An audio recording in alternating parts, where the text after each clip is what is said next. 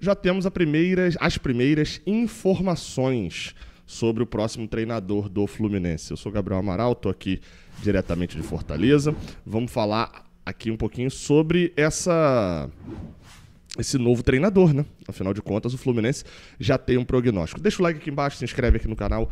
Daqui a pouco, na madrugada, agora de domingo para segunda, estou partindo lá para Manizales, lá para fazer a cobertura de Once Caldas do Fluminense. Por lá, quem vai fazer a cobertura sou eu. Quem vai treinar o time é o Marcão, né? Como interino permanente, que é o auxiliar permanente que assume como interino.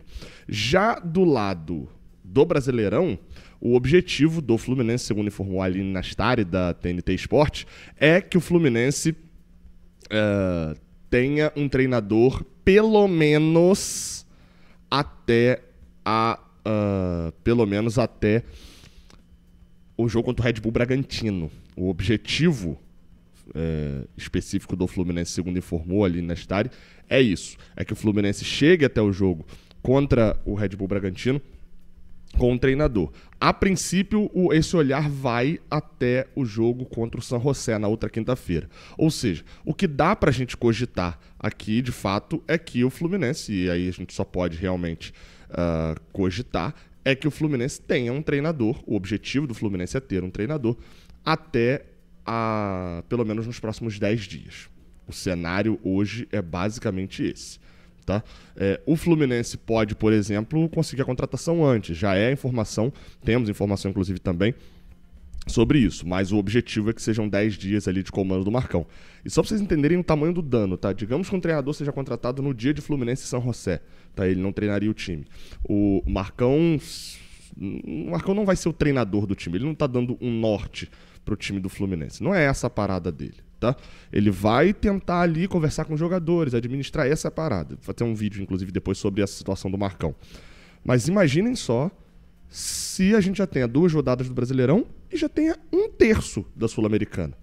Já vai ter tido 2 jogos da Sul-Americana. Então, de fato, precisa correr. É aquela história, né?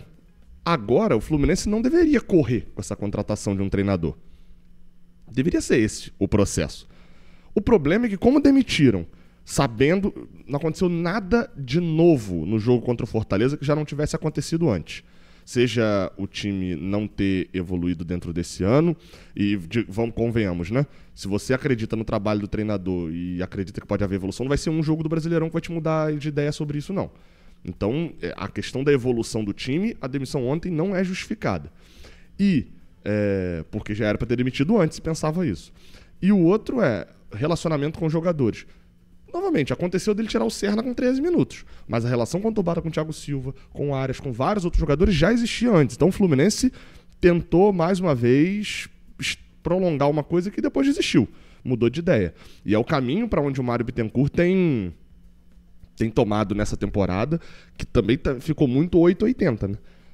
Enfim, e aí vamos falar até sobre a escolha do treinador agora também. Porque teve uma informação do Paulo Vinícius Coelho, né, o PVC, ele foi apurar também sobre essa situação do treinador do Fluminense, e a primeira informação que ele trouxe é que o Fluminense hoje não pensa em Fernando Diniz como técnico.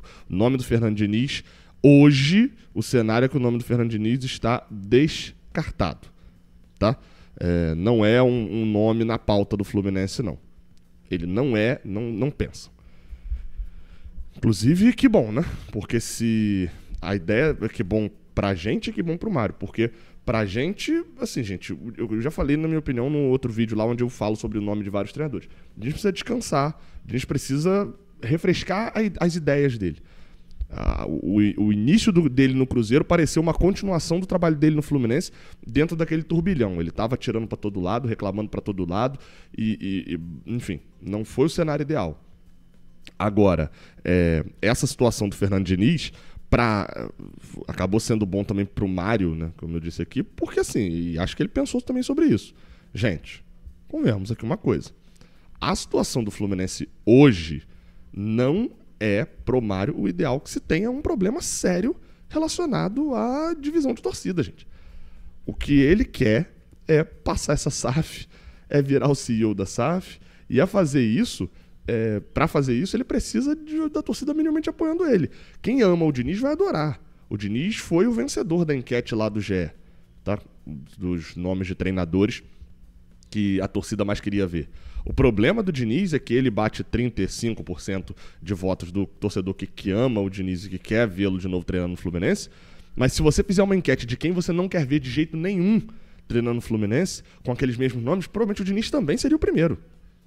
Ele é um treinador que o ano de 2022-23 fez o Diniz ser muito amado no Fluminense, e o ano de 2024 fez com que o Diniz fosse muito odiado no Fluminense, né? E eu digo tanto da torcida quanto internamente, mas principalmente da torcida.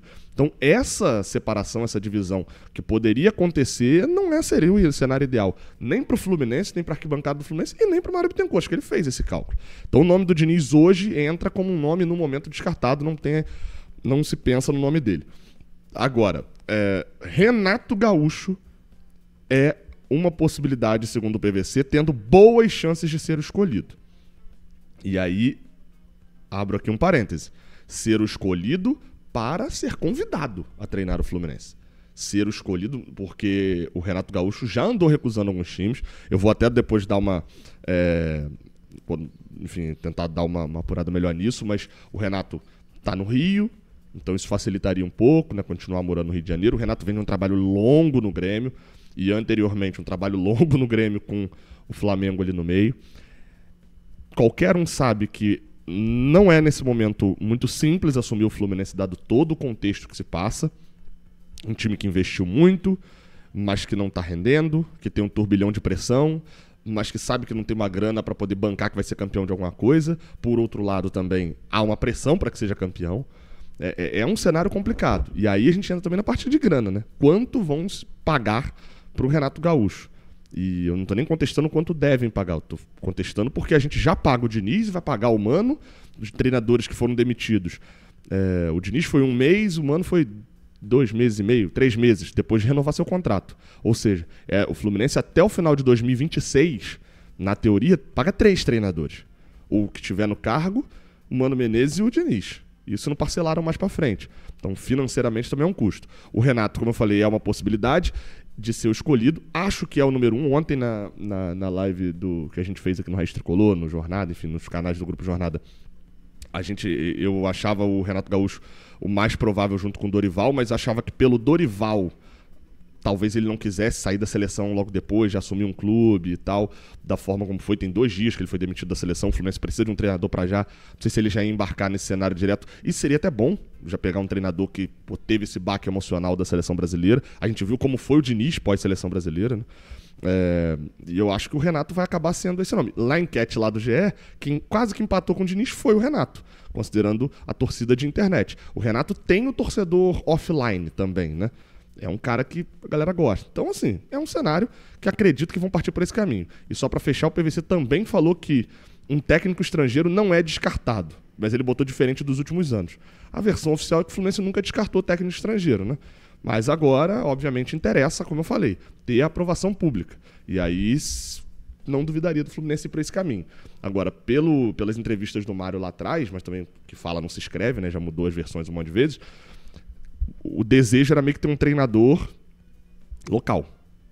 Um treinador estrangeiro que já tenha tido trabalho local. O leque não é muito grande, não. Ou então vai pro Ricardo Sapinto, lá que passou pelo Vasco. Teve o Paulo Bento também, né, do Cruzeiro. Treinadores que tiveram passagens desesperadoras pelo local. Acho que não é esse o caminho que o Mário vai seguir, não. Beleza? Tendo mais atualizações, a gente volta. Tamo junto. Até a próxima. Valeu!